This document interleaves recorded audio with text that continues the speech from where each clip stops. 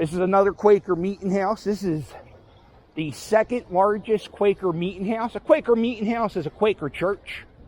Quakers don't have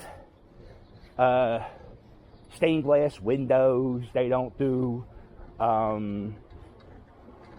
like you wouldn't, if you saw this, would you think this is a church? I was raised Catholic. So we would, our shit had stained, oh, should I say shit? Oh, well, it doesn't matter anyway.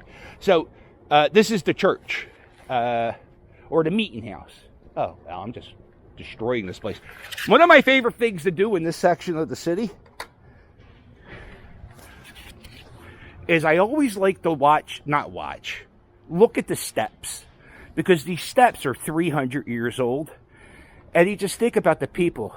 Like, you see how they're worn down in the front a little bit from 300 years of people stepping on them.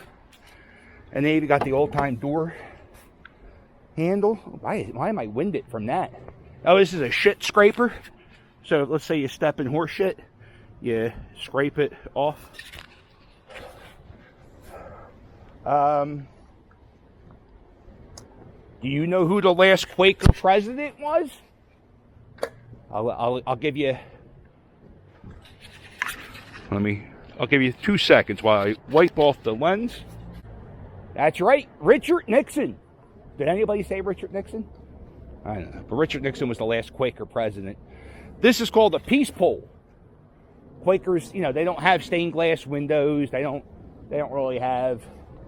They don't even have priests when they go to church. They have like elders who sort of lead, but anybody can stand up and talk. So yeah, this is the peace pole, and this is how decorative Quakers get. This is also a mass burial ground. In the 1790s, we had a big case of the yellow fever. I think there was a few epidemics that we got. And if you see a lot of open spaces, especially near a church, it's a mass burial ground. And this, I believe that's a gravestone, and that's really rare to see in Quaker cemeteries. And I don't know if this is probably wrong. Let me start by saying, the guy Rittenhouse Square, David Rittenhouse, he might be buried there. He might be. I could be wrong. Somebody want to Google? Go ahead. I'm not going to. This is an old horse fountain.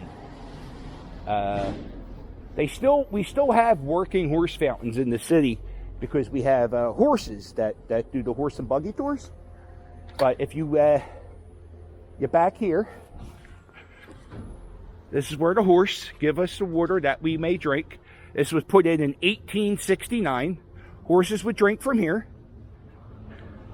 And down there were for the dogs. There was sometime in the 1800s, in the late 1800s, which means after 1850, there was one summer where 30,000 horses died because the temperature being so high. So there was this guy, Dr. Swan.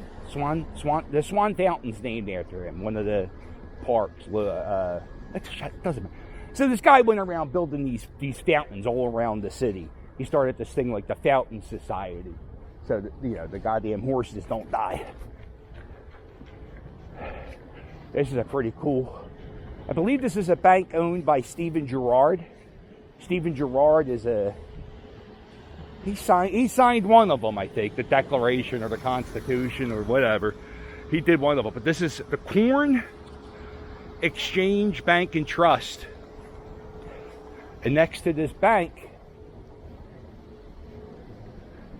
is the Betsy Ross house. And this is where Betsy Ross made the American flag, they say. Let me stay here. This is Betsy Ross's house. That up there is her bedroom. So she made the flag, she would make it in that room. She would have made it in that room. There's a room right there in the kitchen, and that's where Betsy Ross was asked how they would help to make the American flag. And one of the things she suggested was, instead of making a 6-pointed star, make a 5-pointed star, because it's easier to make. And this is where Betsy Ross is buried. And she's buried here with John Claypool. They were married at Christ Church. John Claypool was a prisoner with Betsy Ross's last husband, the husband, Joseph Ashburn. Joseph Ashburn was like sort of like a pirate, and he got caught doing some stuff with some British ships, and he had to go to arch rival of Philadelphia, the parking authority. So the Claypool guy, the one guy goes to the other guy, he's in jail, all right, and he's dying. And he goes, tell my wife I'm dying. And he goes, okay, I'll tell her. And then he goes and marries her. I don't know. Some people say, or I heard people say, that Betsy Ross she had to get married very quick because it was very hard for women who were not married to have a successful business. So that's, and she also made bullets, musket bullets, in the kitchen, or not the kitchen, the basement of that house. It's very tiny, and there's a possibility it might not even be her house. It could just be a tourist trap. Could be. Might not be. I think it might be. Don't go writing book reports.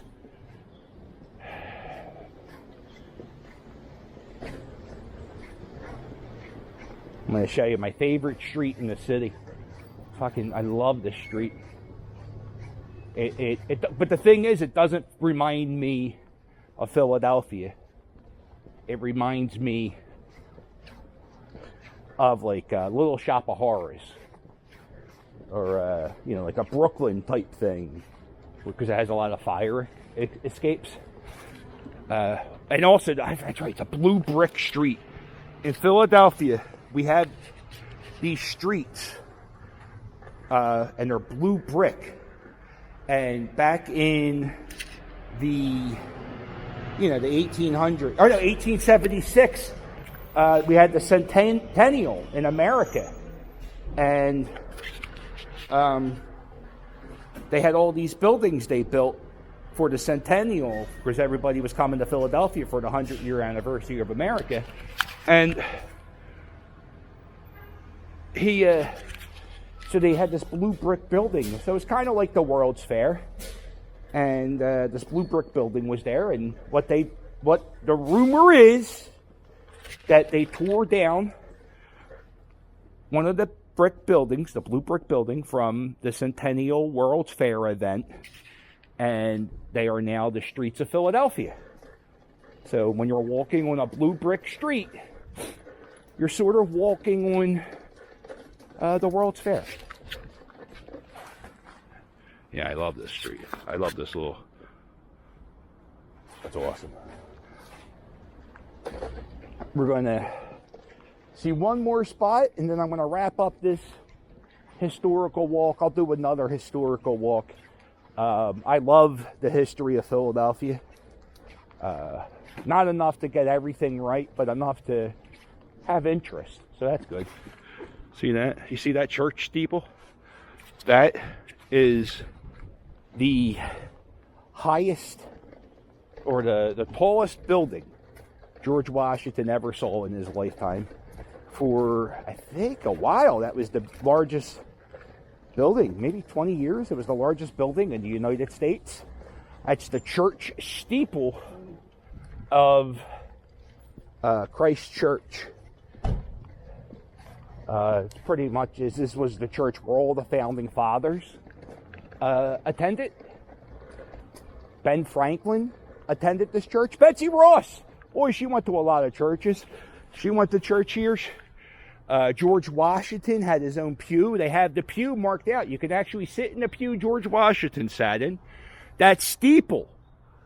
Ben Franklin had a newspaper. I think it was the Pennsylvania Gazette. And he had a lottery.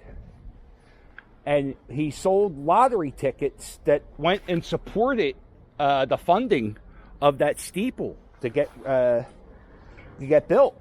And they say Ben Franklin wasn't really all that religious. He just wanted to go up there with a telescope to look at the sky a little bit higher. Isn't that fun? Like it's not that much higher. I guess it made a big difference. Who knows? A lot of people are buried on the grounds of this church. Robert Morris, one of the original congressmen from Pennsylvania. He was the financier. He paid. So, like, America had the Revolutionary War, and France funded like 90% of the war for the colonies. Like, they helped buy our guns and shit. But Robert Morris, who is a financier, he gave us like the other 9-10%. He donated boats and money and all types of things. Now, the reason why he had all those boats is because he was in the slave trade. So, so there's that. But, yeah, isn't that weird? People's imprisonment led to our freedom. But then, and the sad thing is, right, Robert Morris, he gets all the statues. And nobody talks about the slave ships. Oh, boy. Oh, what did we do? Oh, we opened a Pandora's box. Is that what we did? I don't think that's what we did. Hey, if you like this video, do me a favor. Hit the thumbs up. And while you're at it, smash that subscribe. Don't forget to check out my merch. My merch, it's fire. If you want to help me out, I have a Patreon. I give out bonus videos. I mail postcards. If you give me $5 or $10 a month, get a postcard. Oh. Let's see, what else? Oh, boy. You ever overdressed? Patreon, what are you doing on Sunday morning? Hopefully not. You can hit that join button. Join me for a cup of coffee. And we wake up Sunday mornings. We talk about what's going on. It's very exciting.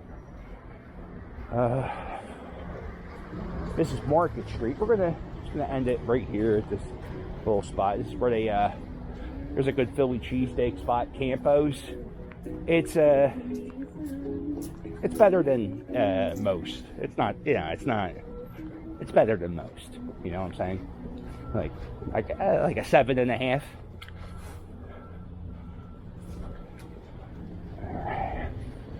All right.